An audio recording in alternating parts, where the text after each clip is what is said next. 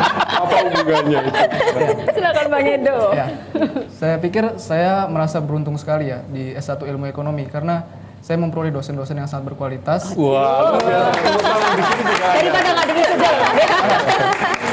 Dalam kelas saya selalu diajak untuk memberikan yang terbaik. Artinya standar dosen sangat tinggi. Setiap kita masuk sering sekali diberi homework dan juga homeworknya itu bukan hanya yang bisa dikerjakan di textbook, tapi kita disuruh menggali lebih dalam. Internet, koran itu semua menjadi sumber sumber bagi anak-anak ilmu ekonomi. Dan kalau boleh ditanya setiap anak ilmu ekonomi, pasti mereka mengerti tentang berapa angka inflasi bulan ini. Semua mereka sangat up to date. Betul. Sehari-hari ya. Betul. Nanti kita tanya ya. Ambil sampel dan Ambil sampel, ambil korban. Ya, baik. Jadi itu belajarnya sampai segitunya ya. Semua media harus menjadi makanan sehari-hari. Gitu. Dan kita menikmatinya. Dan menikmatinya apa ini? itu yang penting itu. Ya. Itu yang penting. Maksudnya menikmati sampai kurus gini atau ada contoh mungkin nanti yang lebih gemuk sedikit ya. Kemudian lagi ya. Jadi sebetulnya intinya kalau mau masuk ke fakultas ekonomi atau ilmu ekonomi jurusannya khususnya gitu, itu syaratnya apa sih sebetulnya? Seorang yang harus gimana gitu, mahasiswa yang bagaimana? Saya kira akan ideal bahwa anak-anak yang masuk ke jurusan ilmu ekonomi adalah anak-anak yang tahu apa yang dipelajari di jurusan ilmu ekonomi. Setidaknya mungkin bisa tanya pada kakak, tanya kepada teman-teman di sekolah, apa itu jurusan ilmu ekonomi, sehingga ketika masuk sudah kurang lebih cocok dengan minatnya. Kemudian yang kedua, yang penting tentu saja adalah tentang ketetatan ujian, Mbak Nida. Karena ketetatan ujian itu menentukan kualitas dari input mahasiswa kita. Kita tahu bahwa di Fakultas Ekonomi, jurusan ilmu ekonomi, dosen-dosennya sangat baik. Sehingga dengan input mahasiswa yang baik, dosen yang baik, fasilitas belajar mengajar yang baik, kurikulum yang baik, outputnya seperti ini. Memang kompetisinya cukup ketat di ilmu ekonomi ya. Dari sekian ribu hanya berapa daya tampungnya? Daya tampungnya hanya sekitar 67 hingga 70 per tahunnya. Ya. Yang daftar sekitar 4.000 5.000 kali. Ya kan begitu. Wow. Luar biasa ya. Tapi jangan takut ya, Dilma, jangan takut karena kalau Anda berkualitas nanti akan seperti Bang Edo yang satu ini. Ya tentu saja ini antara lain kenapa kita adakan acara semacam ini juga. Lama-lama ya, dia malu dari tadi Bang Edo ini. Akhirnya panggil abang. Abang lagi ya. Ya dalam UGM berkomunikasi ini intinya juga seperti itu Mbak Deni ya, bahwa kita ingin memberikan masukan, informasi juga kepada mereka-mereka yang ingin masuk ke jurusan ini, apa saja yang perlu dipelajari atau apa yang akan dipelajari ya. Supaya benar-benar ini nggak ikut-ikutan aja, tapi betul minatnya di sana dan nantinya akhirnya bisa mengikuti kuliah dengan baik. Nah, bisa dijelaskan lagi, lebih gamblang lagi apa saja yang ada di sana dan dipelajari di sana. Silakan. Jadi di jurusan ilmu ekonomi yang dipelajari yang pertama itu adalah teori-teori dasar ilmu ekonomi, yaitu ekonomika mikro yang mempelajari tentang keputusan yang dibuat oleh perusahaan dan individu. Yang kedua adalah ekonomi makro, yaitu tentang pengangguran, inflasi, segala sesuatu tentang perekonomian negara dalam level yang besar. Kemudian yang ketiga adalah kuantitatif, yaitu matematika, kemudian statistik, ekonometri untuk mengestimasi. Nah, kemudian setelah menguasai itu yang disebut sebagai mata kuliah pokok, kemudian mahasiswa belajar mata kuliah cabang atau anak dari pokok itu. Seperti misalnya saja ekonomi pembangunan, ekonomi internasional, ekonomi publik yang membahas tentang perpajakan dan bagaimana pengeluaran pemerintah ditentukan. Kemudian juga belajar ekonomika bisnis yang disebutkan oleh Pak Mudrajat tentang bagaimana sebenarnya perusahaan sendiri mengalokasikan sumber dayanya. Dan yang terakhir, kalau tidak salah adalah ekonomi, bukan keuangan. Sebentar, saya lihat buku saya. Ya pasti ada 5 moneter, tentang Bank Indonesia dan segala macam. Jangan lupa Gubernur Bank Indonesia itu juga Pak Budiono adalah dosen kita. Dosen dan alumni kita. Dosen dan alumni. Ya, baik. Ada SMS lagi, Mas Lula? Iya, dari Ayu Sulaiman, kebetulan dia juga mahasiswa di 3 ekonomi. Dia melihat prospek karir lulusan S1 itu sangat cerah. Ngiri gitu ya. Ngiri. Apakah bisa transfer dari D3 ekonomi ke S1 misalnya ilmu ekonomi?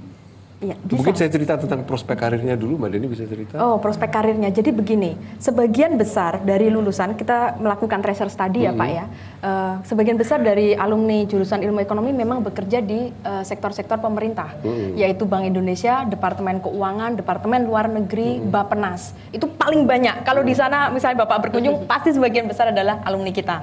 Nah, sedangkan tetapi tidak hanya itu. Karena apa? Sekali lagi dalam ilmu ekonomi yang dipelajari adalah fundamental dalam alokasi sumber daya yang itu relevan untuk semua orang, karena kita semua sebenarnya kan membuat pilihan-pilihan dalam hidup kita. Nah, yang terjadi adalah ada yang bekerja di perusahaan seperti Bang Edo, ada juga yang menjadi wira swasta. Jadi sebenarnya sangat luas. Ya.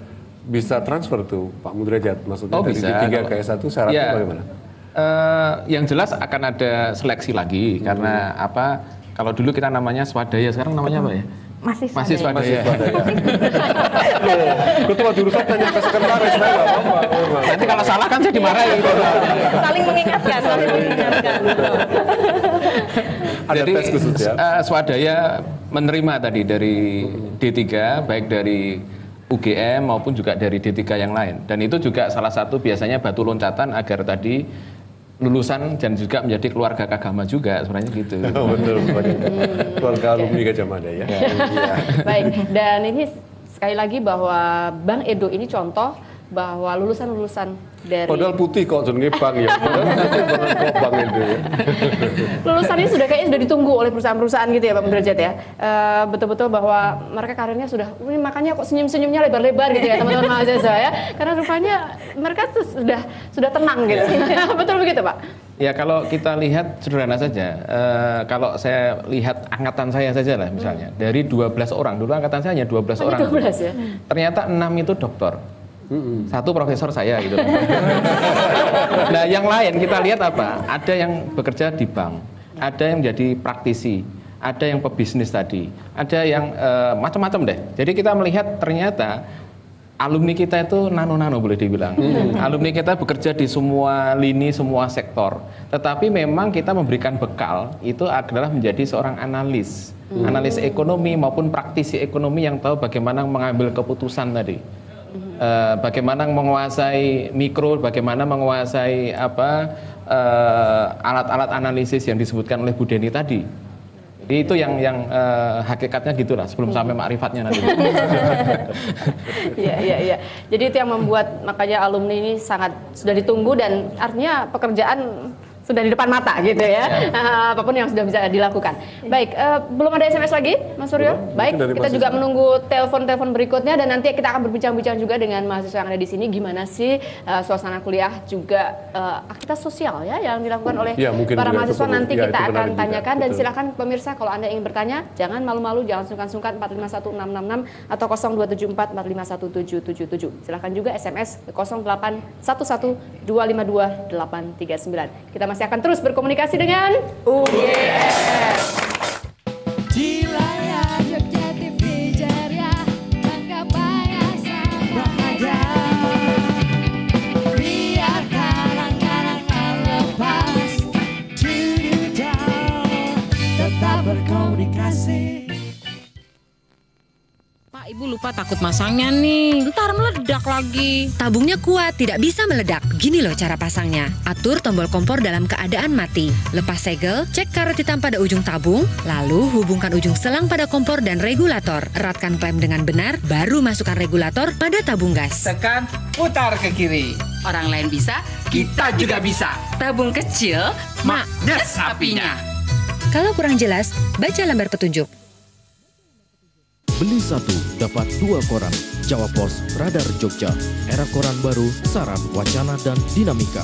Langganan 0274 562 597. Jawa Pos, Radar Jogja. Cerdas, lugas, dan tuntas.